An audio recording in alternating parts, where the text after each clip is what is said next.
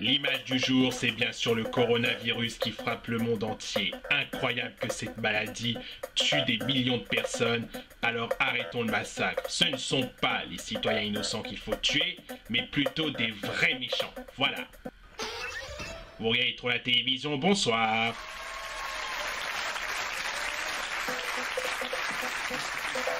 Cette maladie fait des ravages. Le Premier ministre britannique Boris Johnson a été admis aux soins intensifs et le bilan a franchi la barre des 10 000 morts aux États-Unis.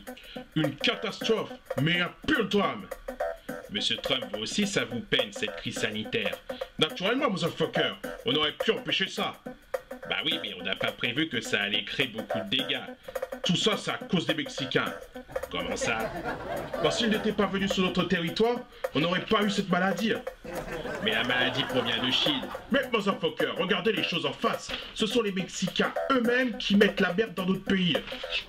Mais pourquoi vous mettez toujours la faute sur les Mexicains? Quoi, t'es pas d'accord avec moi? Bah écoutez, non, je n'ai pas envie de t'écouter, putain de great. Ouais bah, vivant les élections présidentielles américaines. Évidemment, cette pandémie met dans l'embarras la population, mais aussi les infirmiers, car les hôpitaux sont saturés. La détresse des médecins se font sentir. Monsieur le Président, il nous faut du matériel pour soigner les malades, et surtout du soutien parce qu'on est débordés. Et nous voulons aussi des infirmières si possible en bikini, et même à poil. Comme ça, on pourra s'amuser tranquillement, et ça fera du bien à notre sexe. Oui, merci. Finalement, si le Président accepte votre commande, l'hôpital deviendra un bésodrome. Et puis le gouvernement est aussi concerné par cette crise sanitaire. C'est dur, comment on va faire pour se débarrasser de ce virus horrible? Ah, ça vous peine ça, monsieur Macron? Bah oui, mais surtout c'est plus de boulot pour nous. On va passer les vacances de Pâques à essayer de trouver des solutions pour endiguer cette épidémie. Bah dites-vous que c'est pour le bien des Français, vous seriez le héros de la nation, ça vous fera du bien avec votre cote de popularité catastrophique. Oui mais bon, on est usé, avec toutes les réunions qu'on a faites. Bah oui, mais il faut bien trouver des solutions pour sauver les victimes. Mais vous êtes où, Emmanuel? Eh ben, je suis au fort de Brégançon. Ah, vous êtes parti? Bah oui, pour m'abriter loin des Français pendant le confinement. Je vois ça. Bon, je vous laisse parce que demain je retourne à l'Élysée. Quoi, vous ne restez pas au fort de Brégançon? Bah non, on a juste un peu soufflé, mais à Pâques, on compte y retourner. Et pourtant, c'est vous-même qui avez recommandé aux Français de limiter les déplacements. Voilà, sans transition, je reçois le professeur Sylvestre. Bah... Oui, Blair aussi. Alors, professeur Sylvestre, aujourd'hui le coronavirus fait des ravages dans le monde, les États-Unis sont les plus touchés. Ouais, bah au moins ça a fait exploser les scores d'audience dans les médias. Comment ça? Bah, vous les journalistes, vous arrivez à attirer l'attention de vos auditeurs. Oui, mais ce virus va surtout créer une crise économique avec le confinement. Bah oui, mais il faut se serrer les coudes.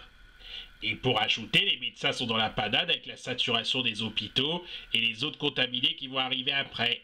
Bah comme ça, ils seront occupés. Certains se plaignaient qu'il y ait moins de malades avant. Oui, mais là, c'est la santé des patients qui est en jeu. Bah oui, mais contre un virus pareil, on peut pas faire grand-chose. Quoi? Bah oui, il faut au moins 1 ou 2 mois pour guérir une personne. Alors vous imaginez, s'occuper de plus de la moitié de la population, ça va nous prendre du temps. Nous, on a d'autres chats à fouetter. Bah oui, mais vous ne pouvez pas dire ça. En plus, les personnes âgées sont ceux qui sont susceptibles d'être touchés. Bien sûr, mais le coronavirus contamine ceux qu'il touche. Il en a rien à foutre de l'identité de la victime. Imaginez que la pandémie a une mitraillette. Bah, bah justement, pourquoi ne s'est-on pas préparé à ce massacre alors que ça nous pendait au nez? Bah il ne faut pas s'en prendre à nous. Mais aux Nyakwe qui ont provoqué cette maladie. Ah comment ça? Bah s'ils ne s'étaient pas amusés à manger une chauve-souris, on n'en serait pas là. Les Chinois ne mangent jamais comme nous les Occidentaux. Faut toujours qu'ils bouffent différemment. Bah oui, mais c'est leur culture. Bah je suis d'accord avec vous, mais résultat leur culture nous a contaminés. Mais on aurait pu faire quelque chose pour éviter cette vague de contamination. Ah ouais, comment? Vous imaginez si on devait contrôler d'où vient le virus, c'est chercher une aiguille dans une meule de foin. Pourquoi? Je te rappelle que le coronavirus est invisible, donc on ne peut pas voir quelque chose d'invisible, à moins d'être débile pour en voir. Au fait, vous en êtes toi avec les vaccins? Oh, tu sais, on y travaille, mais ce n'est pas évident. Bah oui, mais le temps presse, car il faut que toute la population se soigne contre le Covid-19. Bah oui, mais il faut trouver les médicaments qu'il faut. C'est déjà assez difficile comme ça. Une polémique court que vous allez faire des essais en Afrique. Bah, faut bien qu'on teste les produits sur quelqu'un. Bah pourquoi pas sur les Occidentaux? Bah, tu rigoles, on ne va pas mettre la vie des humains en danger à cause d'un vaccin dont on ne connaît pas sa dangerosité. Bah raison de plus, les Africains sont des humains. Bah ça on le sait, mais faut bien trouver des personnes sur qui faire des essais. Et les Africains sont des personnes idéales pour tester les vaccins. Mais vous vous en servez de cobayes en plus. Bah, il faut savoir ce que tu veux. Si tu as envie de soigner la population, il faut bien qu'on fasse des essais. Imagine qu'on teste des canards ou des lions, bref des animaux, c'est la peine de mort assurée. Non mais c'est honteux. Ah ça, les journalistes, vous aimez bien critiquer derrière votre bureau, alors que vous vous plaignez qu'il n'y ait pas de volonté pour trouver un vaccin. Mais quand on propose des solutions, vous nous reprenez. Bah forcément, c'est horrible. Bah t'as qu'à venir faire le boulot à notre place. Mais non, ce n'est pas mon devoir. Bah vas-y, on va voir si t'as les couilles. N'importe quoi.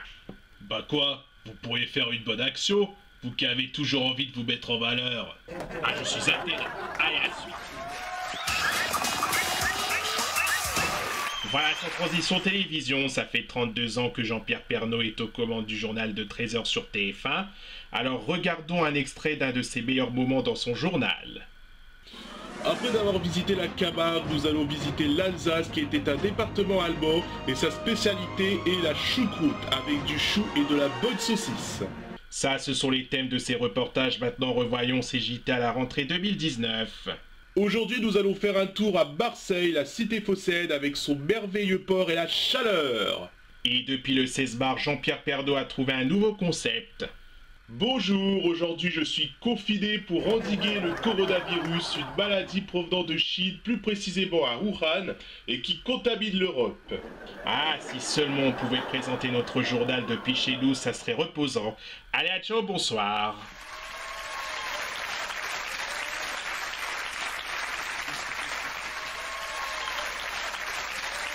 Camille Combal, notre invité. Vous regardez quelquefois les Guignols? Oui, ça m'arrive de temps en temps. Vous n'avez jamais eu votre marionnette aux Guignols?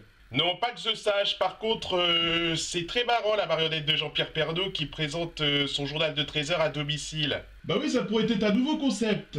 En plus, il y en a un qui n'est pas resté chez lui, c'est Philippe Vandel. Bonsoir, oui, mais je suis bien protégé. Ah bah oui, vous n'avez même pas de masque sur vous. Oui, désolé, mais je n'en ai pas pour longtemps. Je vais commencer et ça sera le seul sujet absurde que je vais aborder. Alors que les rassemblements sont interdits pendant la crise du coronavirus, un couple avait prévu de se marier en 2020 et ce mois-ci, et il n'était pas question de le reporter. Ils ont dû forcément l'annuler ou le reporter.